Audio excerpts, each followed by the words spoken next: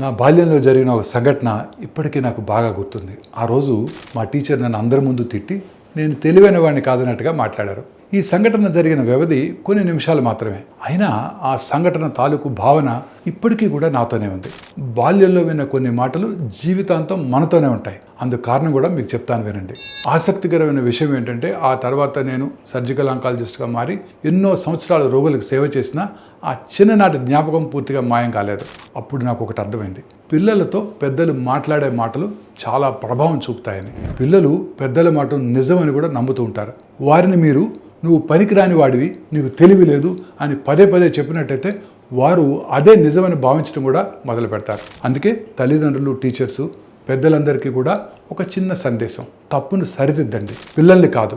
నువ్వు తప్పు చేసావు అని చెప్పండి, నువ్వే తప్పు అని మాత్రం చెప్పకండి. పిల్లలు మీరు చెప్పిన పాఠం మర్చిపోవచ్చు, కానీ మీరు వారిని ఎంతగా మనసుకు తీసుకునేలా చేశారో మాత్రం ఎప్పటికీ మర్చిపోరు. కొన్నిసార్లు ఒక చిన్న మంచి మాట ఒక పిల్లవాడి జీవితాన్ని పూర్తిగా మార్చగలదు.